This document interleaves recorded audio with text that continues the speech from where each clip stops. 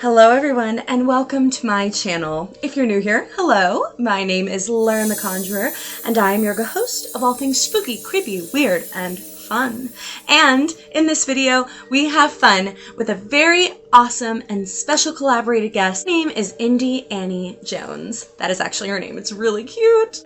Annie invited me to be a part of her channel where we would craft together and then we would talk about spooky fairy tales. So if you're wondering what this whole get-up is about, that's what it is. Anyway, her and I went live on her channel and we created together, and that is what this video is about. It's a condensed version so that you get the best parts. And you get to see me create my beautiful picture of watercolor Maleficent. Hey girl. Look at those cheekbones. I hope that you tune in and I hope that you enjoy what we create together. I hope that you will also consider going over to her channel and checking out all of her awesome stuff. She's a riot, she's creative, she makes literally everything, and she's one of the kindest people that I've met on YouTube. So check her out and hopefully you'll also subscribe for more of her content.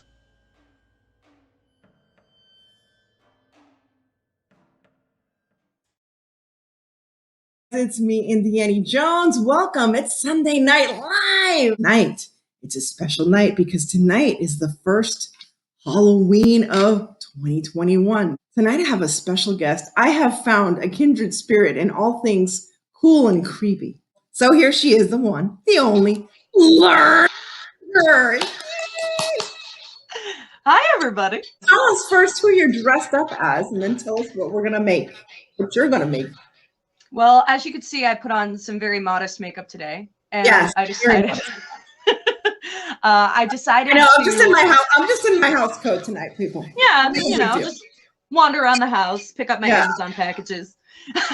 So in Swan Lake, there are technically one character, but they have two personalities: Odette, who's the white swan, and then Odile, who is inside of her as her dark personality, the black swan. So I'm going to talk a little bit about that, but I decided to dress as my best rendition of her. And of course, I took a little bit from Annie's book and grabbed a black feather and just stuck it in my head, like how she did for Christmas. And today I decided I would do watercolor because I rarely touch watercolor. And to be honest, I'm like kind of weird about watercolor. I'm like, I think I suck at it, but I'm gonna try. I decided I started it a little bit, but I am painting Maleficent. Hang on, there we go. I'm painting Maleficent. I am dressed as the Countess of Bathory. We'll go into that for it because, like, you know, forget about fairy tale evil queens. We got you a story to tell you about a real evil queen. I, of course, will be making. I will be making an evil. What is it called? An evil mirror. Oh yeah. Oh, it's perfectly face-sized. That looks so cool. I think you should just walk around like that. I think you'd look perfect. Magic mirror on the wall. Who's the fairest of them all? So which story would you like to start with? Let's start with yours. Let's start with the swan. Oh, perfect. So I only learned about this like real tale until after I watched the Don Bluth version of The Swan Princess. And as I got older, I started to learn about the story of Swan Lake, and I learned about Odette. And halfway through the story, Odette is then taken over by her inner personality, which is Odile. And Odile is dark and like scary and just very angry because her whole deal is that she's not being loved like Odette is. Odette is like the perfect, like pure being that everyone wants to be around, and she's gorgeous and emits this beautiful light. So her inner self was jealous of herself? Yeah. Like her darker self. I'm sorry, I was adoring myself. As you should. Look at that. Who thinks that Annie's gorgeous? I think she's gorgeous. Oh, please. Let's talk a little bit about who I'm dressed up as. So you all know the story of Snow White. Of course. The evil queen looks in the mirror, tries to stay beautiful, and then when she finds out she's no longer beautiful, let's kill Snow White. Literally, straight up, let's go into the grim fairy tale version of her. So the end of the story, you know how they say, oh, it's like Prince comes and kisses him? No. That's not what happens. She dies. Not like she goes into a deep sleep. She dead. Oh, yeah. Dead. She real dead. She real dead. And then, you know, the dwarves are like, well, let's put her in a glass case. She's too pretty. Let's watch her decay. Ugh, gross. Right? So here gross. comes a prince galloping along, and he sees her. Does he want to kiss her? No. He's like, oh, she's so beautiful. I'll have her as one of my treasures. He was just going to have her there in the castle foyer, people. And then, while they're carrying her up the steps to the castle, they drop her, and the apple dislodges. Did you know that? No! Oh, Yes! so horrible. So, thank you. So the Little Mermaid. Okay, picture it. I'm 4 years old. And I've already watched The Little Mermaid from Disney. Can't even tell you how many times. And my mother goes to the public library and purchases for me a VHS that is The Little Mermaid. And she thinks, oh, it's The Little Mermaid. Obviously, my daughter's going to love it. Let's give it to her to pop on in and watch. All right. So here's what happened. I put in this VHS, and it started off as kind of like a documentary setting where it was talking about Hans Christian Andersen's version of The Little Mermaid, which is very different. So if you don't know about that version, I'm about to tell you exactly what happens. So The Little Mermaid, she is indeed the youngest of 8 sisters, I think it is. Yes. And she, you know, she's perfectly happy the way that she is, but she's a little rambunctious, right? Like she's never around where she says she's going to be. Family protects her so much because she's the youngest.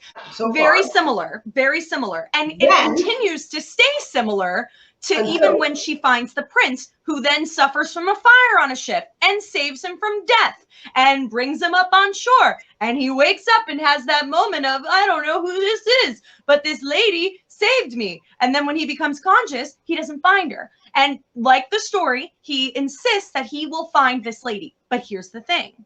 The Little Mermaid in the original tale had long, glorious blonde hair. And the prince is convinced that the lady who saved him had beautiful blue eyes just like her, but had black hair. So. Oh, that's why they did that in the movie. They didn't connect that, but I knew. She, just like in the original tale, goes to the sea witch. Now, here's the deal about this curse, right? Sea witch is like, sure, cool, fine. I'll give you what you want. I'll give you legs for an entire week. And you have to get him to kiss you and also get him to marry you before the end of the week. If not, your life is mine. As in, she's going to kill her. Like, not like, oh, you're in servitude. No, you're going to die. You know, she can't speak, obviously. But she's got to convince this guy that she's the one who saved him. So they have this beautiful week together. And he falls in love with her and says, I'm going to marry you. But because he's a bachelor, obviously the king is sending over eligible princesses. Right. Who's to come but this beautiful princess that has beautiful blue eyes like the sea and black hair. Night before the wedding, she has literally until sunrise to get him to change his mind. She can't speak. She doesn't know what she's going to do. Her sisters know that she's in trouble, know that she's going to die, and they cut off all of their hair and gave it to the sea witch in exchange for a special dagger, for which then the sea witch tells the sisters if the Little Mermaid takes the dagger and stabs the prince in the heart and allows her the blood to like get all over her, she'll turn back into a mermaid and can go back into the sea. How this goes is she's got to stab him, right? But she's only got a couple hours before sunrise. If she doesn't stab him and doesn't complete the ritual, she turns into Seafoam and hence dies. So obviously she like goes to the chamber and he's sleeping there with his like new like bride and she's like about to stab him. But then she's like, I can't do it because I love him so much. So she goes to the bow of the ship and the sun comes up and she turns into Seafoam and it destroyed my entire childhood. It was horrible and I felt lied to. Cinderella, Cinderella. She's really effed up, Cinderella. So obviously the Grimm brothers had an issue with like stepmothers. Oh my God. Really, trauma. really, all that stuff. So yeah, I don't know much about like the beginning of Cinderella. I just know like the end of Cinderella pretty much and the sisters. Oof. Do you know the beginning? Well, the beginning is almost exactly the same from what I understand. Yeah. The she only was, she was in servitude to the evil stepmother and all that stuff. Yeah, and they were really cruel to her. Like they like beat her and stuff like that, you know. And the whole cinder thing, like she, you know, she slept by the fire because it was the coldest place that she was forced to sleep, which is why she was covered in cinder, and since they call her Cinderella. So, but yeah, it was essentially the same story wrapped up into that. And it wasn't a pumpkin; it was a turnip. It wasn't. Yes, it was a turnip. Because pumpkins are American. Mm-hmm. Yeah, that's a fun little fact that I learned when I was looking up my Halloween facts. There you go. There you go. So, like, the sisters are like, okay, let's get into these shoes because we got to, you know, the prince goes around trying on the shoes on everybody, right? Mm-hmm. And the sisters know that, like, Cinderella had tiny feet. Why? We don't know. Apparently, back in the day, the richer you were, the smaller your feet were. Something like that. What? Like, that doesn't even make any sense. It doesn't even make any sense. I know. But anyway, so what the sisters did was they cut off a couple of toes just to get their shoes in. Have their sisters come to the party, but and then she sets them up with these pigeons that peck their eyes out. Yeah. What the heck? We're gonna talk about the true, real crime story. Yes, Elizabeth Bathory. Elizabeth Bathory, and we're both experts on this because we're sickos. And we're just fascinated that this woman actually existed. Bathory, this was in the 1600s, am I correct? Yep. 1700s. She was beautiful. She was a countess. And I know his name was Frank something or other, but this is in Hungary, people. Yes. Hungary.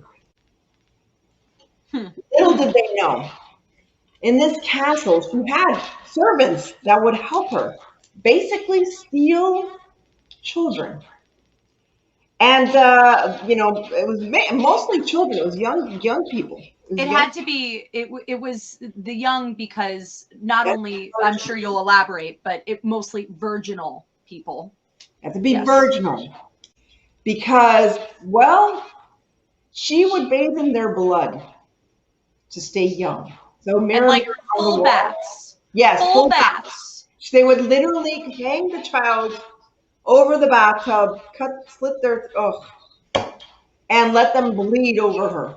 So here's the thing, is that the biggest reason why she did this is because she believed, and a lot of people in this time believed that, she believed that if you bathed in the blood of young, youthful, virginal people, oftentimes females, less males, mostly females, because it was the idea of taking their essence. Yes. You would remain young forever, or at least look youthful forever. And she wasn't, that's the thing, is when she first started this, she wasn't very old. She was, what, like, not even in her 30s? No, by the time she died, she was actually 54. So, yes. So that's what happened. And then they found her book.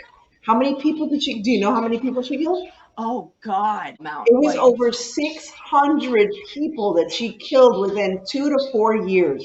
Everybody wants to. I think people want to hear more about this, so we'll do another one. We'll do a part 2 to this because there's a lot. I want to thank you once again, Lern, for being here. I appreciate your time and I appreciate your crafting. And thank you all for watching. And Lern, do you have a way that you say goodbye to everybody? Do you have like a? Go ahead. Yes. Give him a send off. Yes, I do. And again, thank you so much before I send everything off. Annie, thank you so much for having me. Everyone, thank you for being here. Thanks for tuning in with us, having a good time. I'm very grateful to be here and for this opportunity. So the way I send off all of my videos is thank you. The way I send off all my videos is because my name is Lern the Conjurer. I say, remember the rules of conjuring. Never play alone. Yeah. Never play in a graveyard. And always say goodbye. And then we say goodbye. Goodbye. And I always say, stay safe, be kind, God bless each and every one of you, and remember to live the adventure.